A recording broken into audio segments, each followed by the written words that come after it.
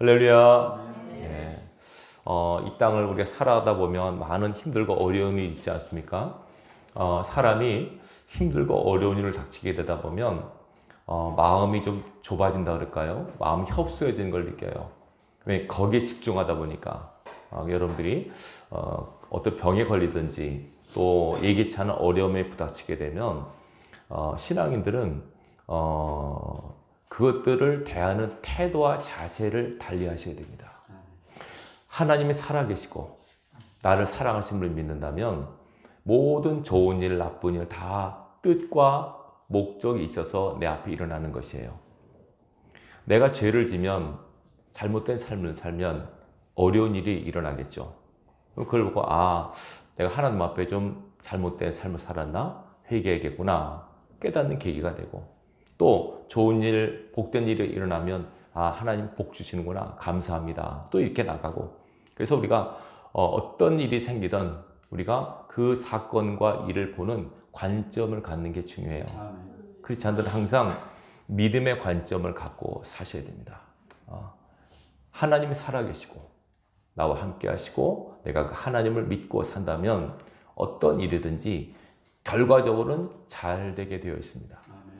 로마서 8장 28절 말씀 기억하시죠? 하나님을 사랑하는 자 곧 그 뜻대로 부르심을 입은 자들에게는 모든 것이 합력하여 선을 이루느니라. 하나님은 선을 만들어 가세요. 불행한 일 또 안 좋은 일처럼 보이는 모든 일과 사건들이지만 하나님의 사람들에게는 모든 것이 결국은 선과 복으로 귀결이 돼요. 신명기 8장에 보면 하나님께서 이런 말씀하세요. 광야 40년을 지낸 이스라엘 백성들에게 광야의 이유를 말씀하세요. 목적을 말씀하세요. 몇 가지 말씀하시는데 이렇게 말씀하세요. 신명기 8장에 보시면 너희가 광야 40년을 돌지 않았느냐? 그 광야 40년을 돌면서 나는 너희가 겸손하기를 바래. 그리고 사람이 사는 게 우리가 막 애쓰고 노력해서 사는 것 같지만 아니 내가 준 은혜로 사는 거야. 매일매일 만나를 먹었지 않습니까? 그들은 아무것도 안 했습니다. 그냥 광야 돌기만 했습니다. 근데 매일매일 먹고 삽니다. 하나님께서 마실 물을 주십니다. 또 툴툴거리니까 고기도 주십니다. 결국은 40년 동안 하나님께서 말씀하세요. 너희 발이 부르터서느냐? 너희 옷이 헤어졌었느냐? 가만히 보니까 그런 일이 없거든요. 결국은 지냈어요. 단지 우리 욕심에는 못 미쳤어요. 더 먹고 싶고 더 갖고 싶고 그거는 허용을 안 하셨어요. 왜냐하면 우리 인생은 이 땅에서는요 누리는 시간이 아닙니다.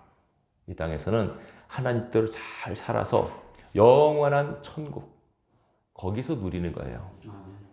일본 말로 죄송합니다. 쇼부 볼 생각하지 마십시오. 이 땅에서 승부 보는 시간이 아니고 승부는 하나님 앞에 설 때 그때 이 광야의 삶, 이 땅에 사는 우리의 삶을 얼마큼 잘 살았느냐 여기에 따라서 하나님께서 심판하실 것이에요.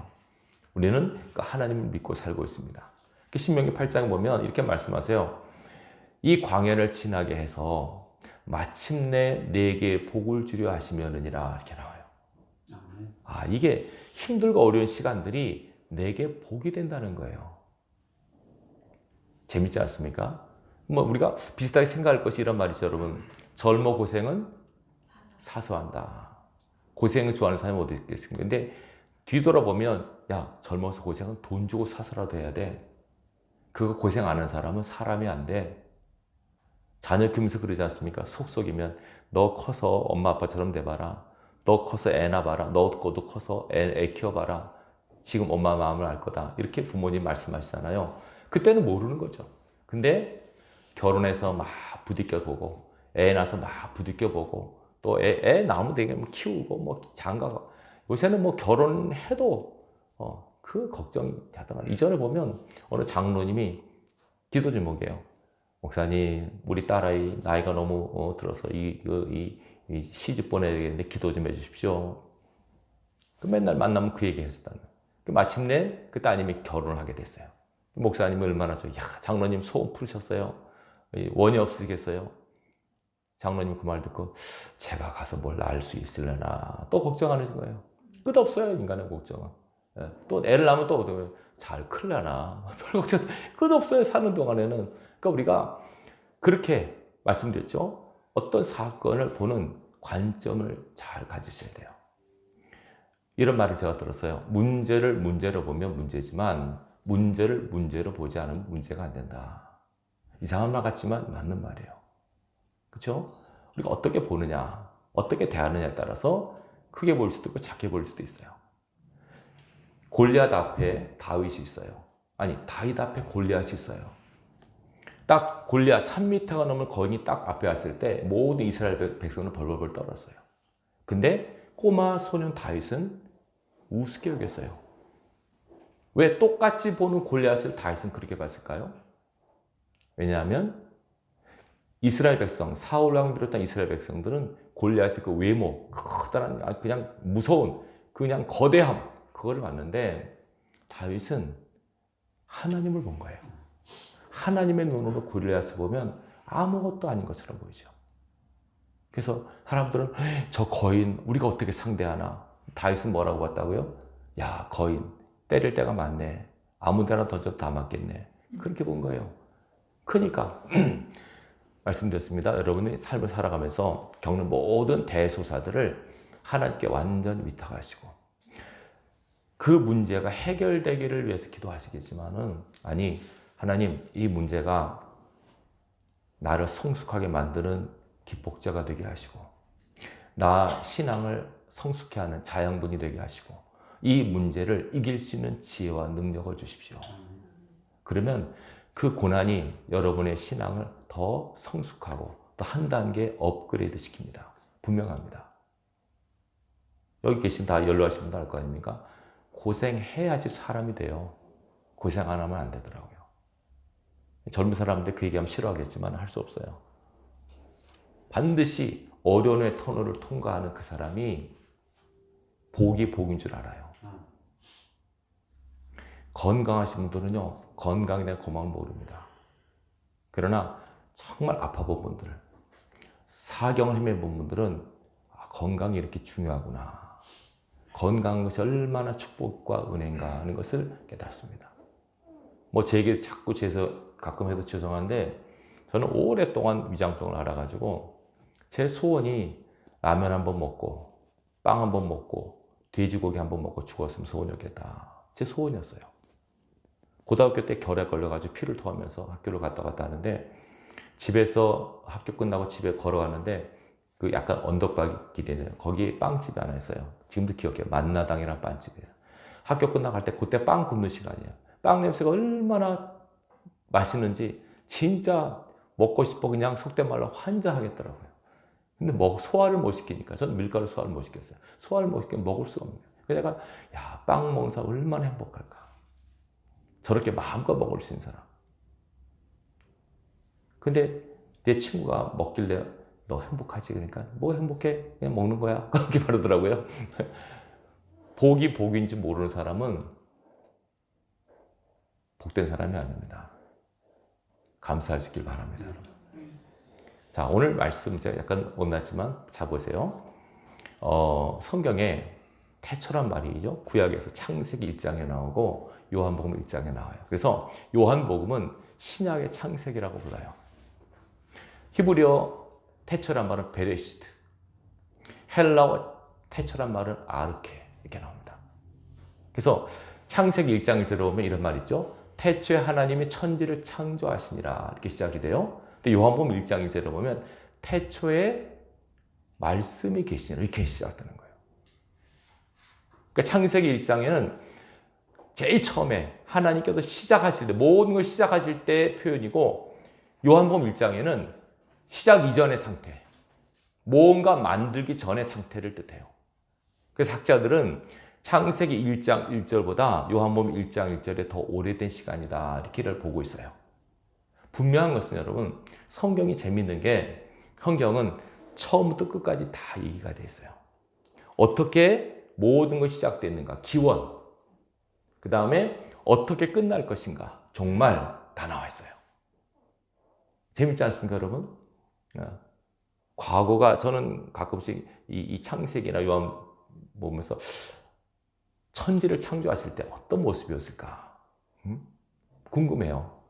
이 창세기 1장을 보면 또 그 좀 약간 궁금증이 풀리는데 요한복음 1장 읽으면 오늘 본문 읽으면 더 신비한 거예요. 보통 기적과 이사를 보면 신기하는데 이거는 신비해요. 신비. 자 보세요. 태초에 뭐가 있었다고 말합니까? 말씀이 있었대요. 태초에 하나님이 계셨다는 의미가 있는데 요한복음 1장 태초에 말씀이 있었다. 말씀이 계셨다. 이게 말씀은 말의 높임말이죠. 이게 말인 거예요. 영어로 word 나와요. word, 단어. 이게 있었다는 거예요. 태초에. 맨 처음에. 근데 이 말씀이 하나님과 함께 계셨는데 이 말씀이 하나님이시래요. 신비하지 않습니까, 여러분? 어떻게 말이 하나님이지? 말씀이 어떻게 하나님이지? 우리가 쉽게 이해와 납득이 안 가요. 그다음 우리가 성경을 머리로 이해 안 되는 한계가 있기 때문에 그러면 그런 줄 아는 수밖에 없어요. 그러니까 우리가 여기서 이제 찾아나가죠. 왜 하나님께서 태초에 말씀이 계셨다고 기록하고 계시지? 말씀이 계셨다. 창세기 보면 이해가 되는 게 보세요. 하나님께서 모든 천지를 만드실 때 무엇으로 만드세요? 말씀으로 만드시죠. 옛날에 가라사대, 요새는 이르시되 빛이 있으라, 물이 드러나라, 아니 묻이 드러나라, 공중의 새들이 나르라. 야, 말씀대로 모든 것이 돼요. 그래서 이게 말씀이라고 기록됐나? 라는 생각을 하게 돼요. 근데 보세요. 이렇게 나옵니다. 2절 보시면 그가 말씀을 의인화해서 그죠? 대명사로 부릅니다.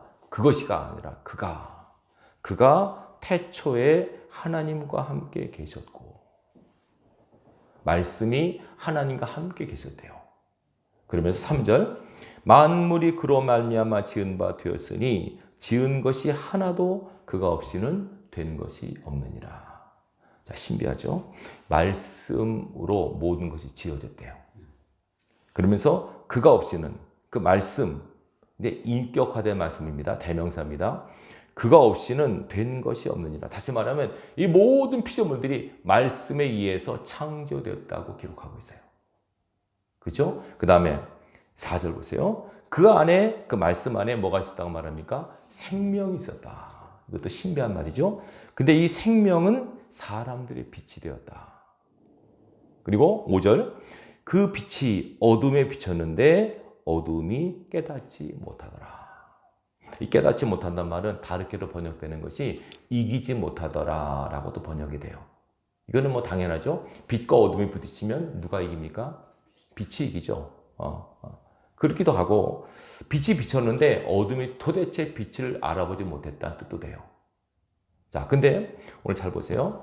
이 말씀이 분명 우리가 아는 그 말인데, 그죠? 이 말인데 이 말이 모든 것을 만들었고 그 말이 하나님과 함께 계셨고 그 말로서 모든 것이 지어졌는데 그 말 안에 생명이 있었고 이 생명이 사람들의 빛이 되었다. 여기까지 보면 이게 무슨 말인지 몰라요. 근데 자 1장이 쭉 가면서 1장 14절 보십시오. 14절 같이 있습니다. 1장 14절 시작. 말씀이 육신이 되어 우리 가운데 거하심에 우리가 그 영광을 보니 아버지의 독생자의 영광이요 은혜와 진리가 충만하더라. 자, 이게 중요한 절이죠. 그 말씀이, 그 말이 육신이란 말은 사람을 입어 사람이 되는 거죠. 말이 사람이 되었다. 그 사람이 된 말을 보니까 은혜와 진리가 충만해졌다. 이렇게 사도 요한은 우리에게 말하고 있어요. 그것도 신비한 말이죠. 말씀이 육신이 되었다. 이걸 우리가 이제 성육신이라고 얘기를 해요. 옛날 어른들은 도성인신 이렇게 얘기를 하죠. 성육신, 인카네이션. 하나님, 말이 하나님인데 그 하나님이 사람이 되셨다는 거예요. 이게 여러분 신비롭지 않습니까? 하나님이 사람이 되셨다. 근데 그 말이신 하나님이 사람이 된 그분이 독생자시더라. 비같은 선이라고 해서 예수 그리스도를 뜻하는 말이에요. 그럼 이 말이 누구라고요? 말씀이 예수 그리스도라는 얘기죠. 그러면 여기다가 여기다가 말씀 대신에 예수님이라고 대입해서 한번 바꿔서 읽어볼까요? 자, 보겠습니다. 태초에 뭐가 계시니라? 예수님이 계시니라. 이 예수님이 하나님과 함께 계셨으니 이 예수님은 곧 하나님이시니라. 예수님이 태초에 하나님과 함께 계셨고 만물이 예수님으로 말미암아 지은 바 되었으니 지은 것이 하나도 예수님이 없이는 된 것이 없느니라. 예수님 안에 생명이 있었으니 이 생명은 사람들의 빛이라. 빛이 어둠에 비치되 어둠이 깨닫지 못하더라. 그러면 이 말씀이 예수님을 이제 밝히지 않습니까? 잘 보세요. 어떤 사람이 그래, 하나님은 한 분이신데 예수님이 하나님이시라 그러네? 하나님 두 분 아니야? 여러분 어떻습니까? 하나님은 한 분이십니까? 두 분이십니까? 보통 우리 신학적으로 삼위라고 얘기하잖아요. 그죠? 삼위일체. 그죠? 성부, 성자, 성령을 뜻하죠. 가리키죠. 여기서는 보면 성부와 성자만 나오죠. 그죠? 자, 근데 중요한 거는 예수님도 하나님이시라는 거예요. 여러분, 이게 얼마나 신비한 말입니까? 예수님이 누구라고요? 하나님이시래요. 모든 기독교인들은, 개신교인들은 예수 그리스도가 하나님이심을 믿는 사람이에요. 이게 왜 중요하냐면요. 초대교회 이단들은 예수님이 하나님이야, 사람이지. 무슨 30대 목수의 아들이 무슨 하나님이야. 예수를 눈으로 본 사람들은 그렇게 말할 수밖에 없어요. 왜냐하면 예수님이 하나님이시라고? 그 30대 초라한 행색의 청년이 하나님이라고? 가난한 자들과 함께 먹고 마시고 제자들에게 배신당하고 십자가에서 처참하게 피 흘려 죽은 그 청년이 하나님이라고? 납득이 될까요? 안 될까요? 납득이 안 되죠. 그러니까 이단들은 예수는 하나님이 아니야. 사람이지. 근데 성경은, 사도 요한은 분명히 예수님은 하나님이시라고 말씀하고 있어요. 여러분 어떻게 믿으십니까? 예수님이 사람입니까? 하나님이십니까? 하나님이십니다. 예수님이 사람이라고 믿으신 분은 죄송하지만 잘못 믿으신 거예요. 예수님은 하나님이세요. 그럼 하나님 두 분 아니냐? 성부 하나님 성자. 제가 물을게요. 여러분. 사람의 아들은 누굽니까? 사람의 아들은 사람이에요. 그렇죠? 하나님의 아들은 하나님이세요. 이상의 생각 없어요. 하나님의 아들은 하나님이세요. 자, 이 예수 그리스도, 이분께서 모든 것을 만드시는데 왜 예수님을 말씀으로 표현했을까? 그것이 좀 궁금했어요. 왜 예수님을 많은데 이게 그래서 여러분 이게 그 말씀이라는 것이 원래 헬라어 원어를 보면 이렇게 나옵니다. 로고스라고 합니다. 로고스. 헨 아르케 헨 로고스 이렇게 태초에 말씀이 계셨다 이렇게 나와요. 네. 그리고 그 말씀이 하나님이셨다 이렇게 나와요. 그 로고스 이게 뭐 철학 용어에서는 뭐 진리, 도 이렇게 나와서 중국어 성경을 보면 중국에서는 태초에 도가 있었다 한문으로 이렇게 도라고 써 있어요. 근데 그것도 마땅치 않고 그냥 그래서 저는 이 말씀이란 말이 가장 좋다고 생각이 돼요. 왜 하나님께서 말씀이란 말을 쓰셨을까? 여러 가지 이유가 있겠죠. 저는 이렇게 생각이 돼요. 잘 들으세요. 하나님은 말씀하시는 분이세요. 따라합시다. 하나님은 말씀하시는 분이다. 되게 중요해요. 하나님은 말씀하시는 분이세요. 창세기 보면 하나님께서 말씀으로 다 만드셨어요. 말씀으로. 다 말씀으로 만드셨어요. 축복도 저주도 다 말씀하세요. 하나님은 말씀으로 역사하신 하나님이세요. 그리고 예수님도 뭐라고요? 말씀이세요. 그렇죠? 자, 말씀이신 예수님이, 말씀이신 하나님이 사람이 되어 오셨어요. 그분이 누구라고요? 예수님이세요. 그 말씀이신 예수님의 이야기가 기록된 것이 뭐라고요? 성경이에요. 성경도 뭐라고요? 하나님 말씀이에요. 이해되시겠죠? 이 기록된 성경을 로고스라고 해요. 그리고 이 성경을 근거로 하나님의 말씀을 전하는 설교 말씀이 있어요. 그렇죠? 여러분에게 저 설교하죠? 이것도 하나님의 말씀이에요. 그래서 우리가 하나님께서는 태초부터 우리에게 말씀하시는 분이시구나 라고 하는 인식을 가지셔야 돼요. 그러면 우리는 말씀하시는 하나님의 상대자 아닙니까? 우리는 그럼 어떤 존재가 되어야 함을 뜻하니까요? 듣는 자. 우리는 들으셔야 돼요. 그 아기들이 엄마 뱃속에서 이제 잉태가 되잖아요. 그죠? 애가 태어나서 눈은 보통 4주부터 시작해서 뭐 6개월이 되면 눈이 다 보인대요, 애기들이. 근데 훨씬 그보다 먼저 발달하는 게 귀랍니다. 엄마 태중에서 아이들은 소리를 듣는데요. 신기하지 않습니까? 아, 하나님께서 우리 인간에게 제일 먼저 오감정에 느끼게 하는 것이 귀구나. 그리고 귀는 항상 열려 있어요. 그죠? 코하고 귀는 열려 있죠. 코는 숨을 쉬어야 되니까 이거 마음대로 닫았다 할 수 없잖아요.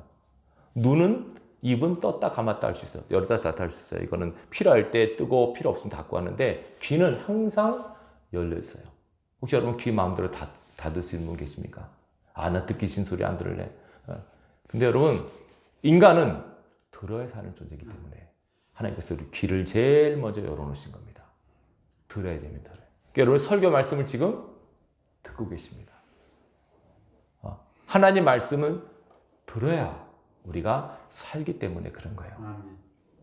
이게 신비한 원리입니다, 여러분. 예수님께서 말씀하셨죠? 죽은 자들이 하나님의 아들의 음성을 들을 때가 오나니 곧 이때라 듣는 자는 살아나리라. 들으면 삽니다. 들으면.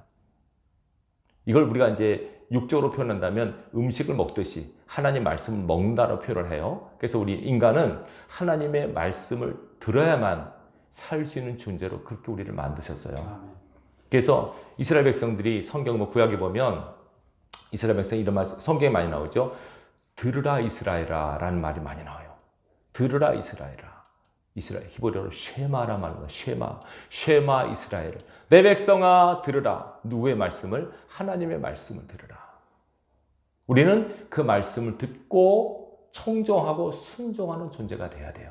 그러면 복이 와요. 근데 그 말씀을 못 듣는다, 안 들린다, 들어도 내 마음대로 산다 그러면 그 삶은 형통할 수 없어요. 주일날 목회자가 하나님 말씀을 듣고 여러분들한테 하나님 말씀을 전합니다. 그러면 똑같이 들어요. 근데 어느 분은 들어도 모르는 분이 있고 뭔 말했는지 모르는 분이 있고요. 듣긴 들었는데 잠깐 그냥 스치고 지나가는 분이 있고 어느 분은 마음속에 새기는 분이 있어요. 예수님께서 이 말 설교하시면서 예수님께서 하신 말씀이 이거 있잖아요. 귀 있는 자는 들을지어다. 귀 없는 사람이 어디 있어요? 근데 이상하게 귀 있는 자는 들으라. 들을 귀 있는 자는 들을지어다 말씀하세요. 이걸 알기 때문에 여러분 사단은 뭐 할까요? 우리로 하여금 귀를 못 듣게 하죠. 귀를 막아버려요. 정말입니다. 안 들립니다, 여러분. 설교가 어려워서 못 들을 것도 있지만 그것도 있겠죠. 그러니까 목회자는 설교를 쉽게 하는 것도 설교 숙제예요. 어렵게 설교하면 안 돼요. 저 설교 어려운지 모르겠어요. 저는 가장 쉽게 설교하고 있습니다, 여러분의. 그냥 간단해요. 하나님의 말씀을 들으면 돼요. 들으면 돼요. 이 말씀은 우리에게 생명의 양식이기 때문에 말씀을 들으면 살아나요. 심령이 살아난다니까요. 아멘. 일단은 보세요. 이 말씀을 들으면 이 말씀이 딱 부딪히면은 일단 우리의 자의식과 공감되는 부분도 있지만 충돌되는 부분이 많아요. 충돌되는 부분. 아까도 말씀드렸어요. 자, 지금 내가 삶이 곤고하고 어려워요. 막 화가 나고 짜증이 나요. 근데 하나님께서는 범사에 감사하라 그렇게 말씀하세요.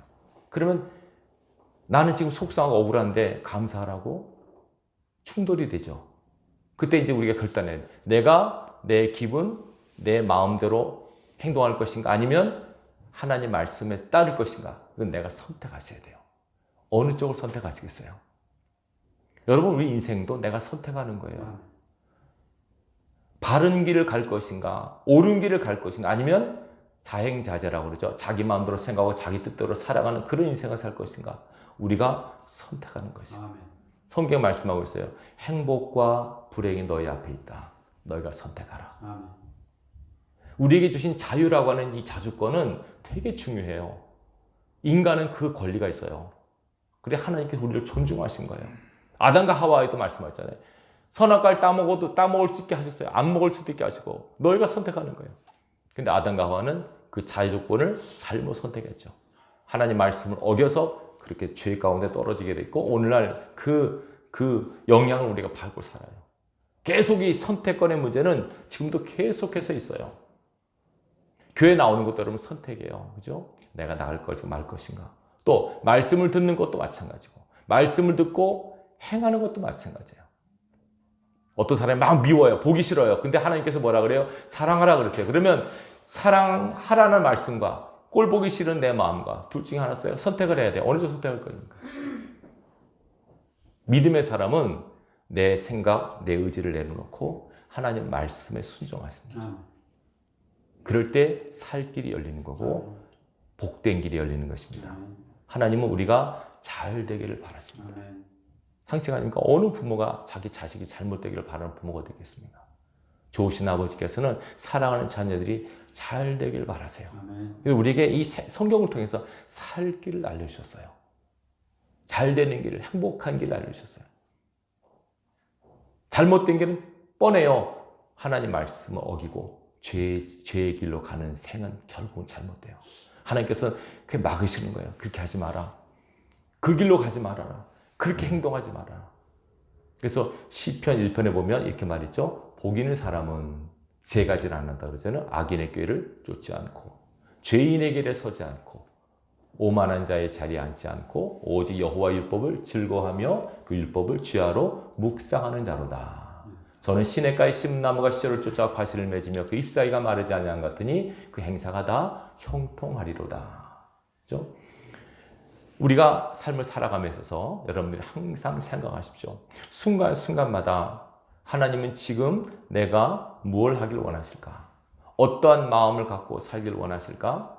이 상황 속에서 이 사람 앞에서 이 일 앞에서 내가 어떤 태도와 자세로 내가 이걸 맞을 것인가? 계속 하나님께서 우리에게 권면하세요. 말씀으로 도전하세요.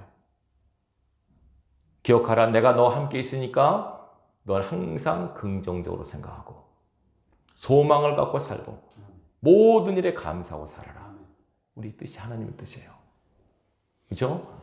우리 인간은 감정적인 존재예요. 어찌 보면. 그래서 어느 분은 막 그냥 교회 다니다가 막 시험 들어가지고 나 이제 예수 안 믿을래 이런 분들이 있어요. 이해가 되죠. 근데 뭐 그렇다고 극단적으로 말하면 기분 나빠도 지옥 가겠다는 거예요. 그래서는 안 되지 않습니까? 지옥을 기분 나빠서 가면 안 되지 않습니까? 아무리 기분 억울하고 속상해도 여러분 감정이 그 사단이 이걸 노리는 거죠. 막 흥분하게 하고 막 낙심하게 해서 사단의 밥이 되게 만드는 올무가 우리의 약한 마음이에요. 여러분 감정을 다스리시기 바랍니다. 그죠? 가장 강한 사람이 자기 자신을 다스리는 사람이에요. 마음을 다스리는 힘을 기르셔야 돼요. 억지로 안 되면 이것도 자꾸 성경 읽고 묵상하면 말씀 계속 마음에 심겨지면 힘이 생겨요, 여러분. 몸에 힘이 생기듯이 마음에도 힘이 생긴다니까요. 자꾸 마음을 힘을 길러서 웬만한 말을 듣고 어떤 일이 벌어져도 끄떡하지 않는 강하고 담대한 마음을 가지셔야 돼요. 하나님께서 계속 우리에게 독려하시잖아요. 마음을 강하게 하고 담대히 하라. 두려워하지 말고 놀라지 말라. 내가 너와 함께하고 있다. 내가 너와 함께하고 내가 너를 지키고 보호할 거니까 어떤 일이 생기든 어떤 상황이 벌어지든 불안하거나 두려워하거나 초조하지 말라고. 평안함을 잃지 말라고 계속 권면하세요. 우리가 그 말씀을 듣고 그래 맞아. 하나님이 알고 계시지. 하나님께서 잘 해결하실 거야. 선을 이루실 거야. 그 소망으로 항상 현재의 시간을 의미 있게 보내셔야 돼요. 감사하다, 기쁘다, 평안하다 이렇게 보내셔야 돼요. 근데 막 불안, 두려움, 걱정, 한숨을 쉬고 이렇게 돼버리면 지나가 보면 다 후회가 돼요. 그 시간들이. 우리가 얼마 남지 않았으니까 하나님 앞에 갈 날이 얼마 남지 않았는데 그렇게 시간을 보내서 되겠어요. 범사 여러분 하나님 앞에 감사하는 은혜가 있길 바랍니다. 자, 하나님은 말씀이세요. 우리에게 듣기를 원하세요. 청종하는 자가 돼서 말씀에 따라 삶을 살아가는 은혜가 있길 바랍니다. 고집 부리지 마시고요. 어떤 사람은 내 눈이 흙이 들어가도 난 용서 못해. 나는 그 사람 안 볼 거야. 나는 그거 안 해. 그러지 마시고 하나님 앞에 겸손하게 여러분 자신을 내려놓으시고 순종하시기 바랍니다. 하나님은 순종한 자를 기뻐하세요. 순종이 제사보다 낫다고 그러지 않습니까? 순종하기 바랍니다. 그리고 또 하나 보세요. 말씀에 생명이 있다고 말하죠. 생명. 말씀에 순종하는 자는 하나님의 생명의 은혜를 주세요. 그리고 이 생명은 사람들의 빛이 된다고 그러죠. 시편에 말합니다. 주의 말씀은 내 발의 등이요 내 길의 빛이라고. 하나님 말씀을 따라 살면 하나님 말씀이 우리 삶을 인도해 가세요. 인도해 가세요. 막막한 현실 앞에 내일이 보장되지 않은 불확실성의 미래 불확실성 때문에 헤매는 많은 분들이 있잖아요. 그런 분들은 간단해요. 하나님 말씀을 붙들고 기도하며 말씀대로 순종하며 나가보세요. 상황과 환경에 흔들리지 말고 말씀에 따라서 그대로 나가면 상황이 바뀌고 환경이 변화됩니다. 이해되시겠죠? 그걸 여러분들이 누리셔야 돼요. 말씀의 능력이 있음을 믿으시기 바라요. 하나님 말씀 살아있다고 말하지 않습니까? 살아있는 말씀이 여러분의 삶을 인도해 가실 거예요. 주의 말씀은 내 발의 등이요 내 길의 빛이라고 말씀하고 있어요. 이 하나님 말씀을 굳게 믿고 하루하루 감사함으로 살아가십시오. 자, 이 말씀이 예수님이신데 말씀을 듣는 우리가 순종하고 좀 더 나아서 우리도 이 말을 잘 하셔야 돼요. 왜냐하면 하나님 말씀은 창조의 능력이 있기 때문에 하나님의 자녀된 권세를 받은 저와 여러분들도 말씀의 능력을 믿으셔야 돼요. 그래서 항상 긍정적인 말을 꼭 하십시오. 부정, 원망, 불평하면 그 말대로 돼요. 말의 능력을 여러분들이 간과해서는 안 돼요. 하나님께서는 뭐잖아요. 말씀으로 모든 걸 하시는 분이기 때문에 하나님의 자녀인 저와 여러분들도 입술에 권세가 있다니까요. 그러니까 여러분들이 지금 현실 속에서 난 잘 될 거야, 난 복 받을 거야 하고 그 믿음으로 감사의 고백을 하세요. 아멘. 그럼 환경이 바뀌어요. 그렇게. 근데 원망, 낙심, 좌절 환경에 따라서 마음이 바뀌어버리면 그러면 하나님 되게 싫어하세요. 이스라엘 백성이 왜 광야 40년을 돌았어요? 원망 불평하니까 계속. 하나님이 함께 하신데도 자기 욕심이 안 선다고 원망 불평하니까 결국 그들이 광야를 돌잖아요. 여러분 그런 어리석은 전철을 밟지 않길 바랍니다. 성경은 우리에게 여러 가지로 증거하고 있습니다. 하나님 오늘도 살아계셔서 이 말씀으로 우리에게 도전하십니다. 여러분 꼭 성경을 꼭 읽으세요. 그리고 성경을 따라 살려고 한번 애를 써보세요. 어떤 분들은 그냥 성경 주일 교회만 왔다 갔다 하고 전혀 한 주마다 펼쳐보지도 않는데 여기 길이 있고 답이 있다니까요. 승리의 근원이 여기 있어요, 여러분. 형통의 비결이 여기 있다니까요. 모세의 뒤를 이어받은 여호수아가 막막했어요. 200만이 넘는 백성, 젊은 여호수아가 어떻게 이끌어가겠어요? 하나님께서 모세가 죽은 다음에 여호수아를 불러서 말씀하세요. 제일 먼저 마음을 딱 세우세요. 강하고 담대하라. 절대로 두려워하면 안 된다. 내가 함께 할 것이다. 그러면서 승리의 비결, 형통의 비결을 말씀하세요. 이 율법책을 내 입에서 떠나지 말게 하라. 주야로 그것을 묵상하라. 그리고 그대로 지켜라. 내가 형통하고 평탄하게 될 것이다. 어디로 가든지 이기게 될 것이다. 약속이에요. 이거는 여호수아에게만 주신 약속이 아니에요. 여러분 똑같아요. 왜 성경이 형통과 승리의 비결을 가지고도 쳐다보지도 않고 묵상도 안 하고 지키려고 안 하세요? 기도 응답의 비결을 뭔지 아세요? 예수님께서 말씀하셨어요. 너희가 내 안에 거하고 내 말이 너희 안에 거하면 무엇이든지 원하는 대로 구하라. 그리하면 이루리라. 이건 기도 응답의 비결이에요. 저는 얼마 전에 이 말씀 또 다 하나님께 저한테 말씀을 주시더라고요. 내 안에 내 말이 있느냐. 우리가 예수님 안에 살고 있잖아요. 다들 그렇죠? 중요한 건 이제 주님 말씀이 내 안에 거하셔야 돼요. 그러면 무엇이든지 원하는 대로 구하면 응답하시라. 얼마나 놀라운 비결입니까, 여러분? 이거 성경은 농담이 아니잖아요. 성경은 거짓말이 아니에요. 수천 년에 걸쳐서 검증된 말이에요, 성경은. 분명 말씀하세요.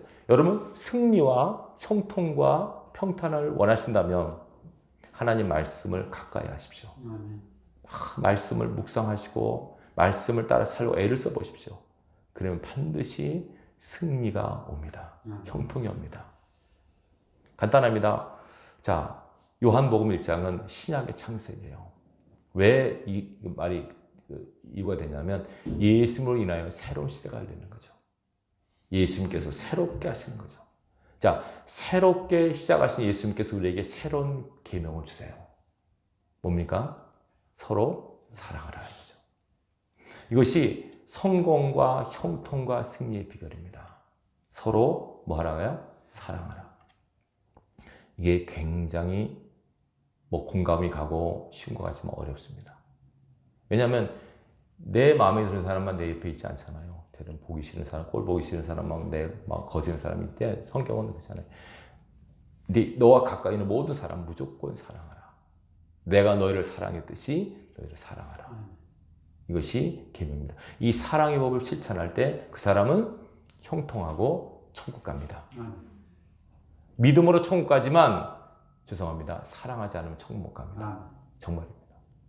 마태복음 25장을 묵상해 보십시오. 사랑하지 않는 사람 천국 못 갑니다.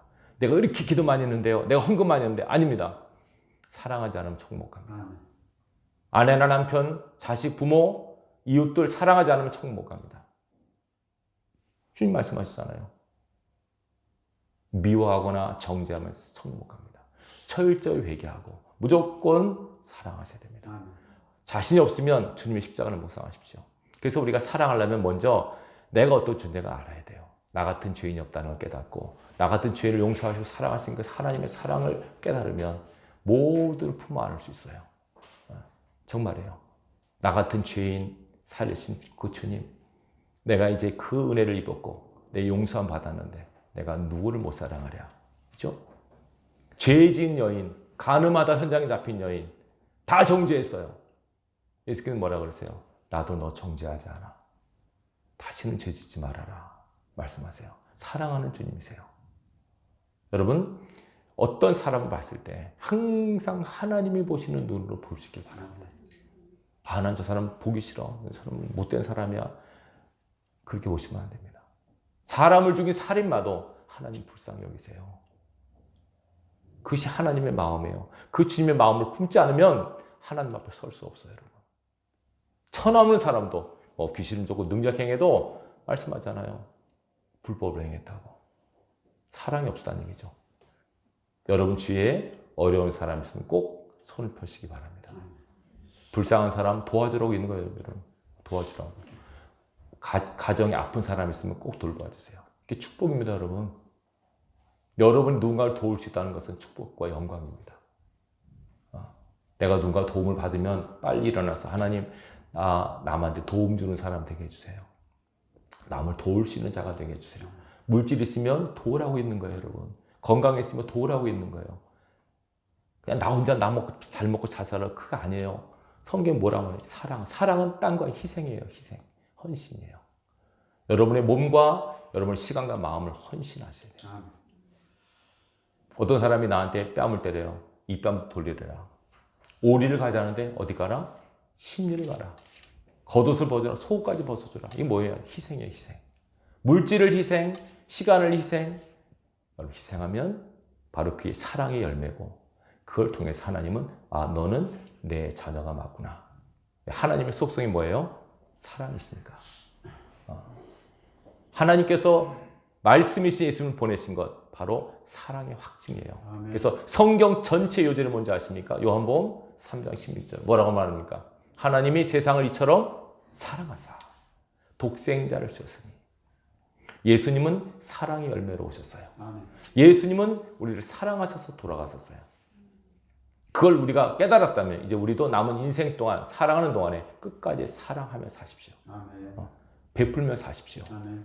하나님께서 그걸 원하십니다. 아멘. 그걸 보시고 너는 내 자녀가 맞구나 그렇게 인정하실 것입니다. 이번 한 주간도 여러분 하나님의 자녀답게 사랑을 받았은 즉 사랑하고 베풀고 나누고 희생하고 이 힘을 닿는 데까지 하십시오. 아멘. 하나님께서 그걸 너무너무 기뻐하십니다.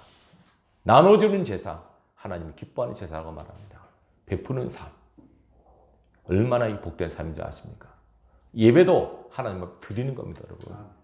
우리 자꾸 받으려고만 하는데 이미 받았지 않습니까? 계속 드려보십시오. 우리 예배를 받으러 왔습니까? 드리러 왔습니까? 예배 받으러 오지 않았잖아요. 예배 드리러 왔어요. 하나님이 받으시고 은혜를 주세요. 찬양을 드리고 기도를 드리고 헌금을 드리면 말씀을 주시고 은혜를 주시고 축복을 주세요. 아멘. 이미 다 받았지만은 이 땅에 살아가면서 하나님의 자녀답게 살기 위해서 필요한 것들 더 공급해 주세요. 아멘. 하나님, 내가 뭔가 몸으로 봉사하고 싶은데 건강이 부족합니다. 건강을 주세요. 내가 물질로 좀 돕고 싶은데 돈이 없어요. 돈을 주세요. 하나님 주세요. 베풀겠다, 나누겠다 왜 안 주시겠어요? 근데 하나님, 내 친구가 저렇게 잘 사는데 난 이게 뭐예요? 나 돈 주세요. 이러면 너 욕심의 기도는 응답 안 하시다 그랬잖아요. 네? 하나님 앞에 하나님의 자녀답게 살게 달라고 기도하십시오. 오늘 이 요한복음 1장 1절에 5절 하나님의 사랑이 그대로 드러난 장입니다. 얼마나 신비한지 모릅니다. 계속 묵상하시면서 이 말씀 속에 드러난 하나님의 사랑을 여러분들이 깨닫고 사랑의 확증을 갖고 사랑의 화신으로 살아갈 수 있기를 주님의 이름으로 축원합니다.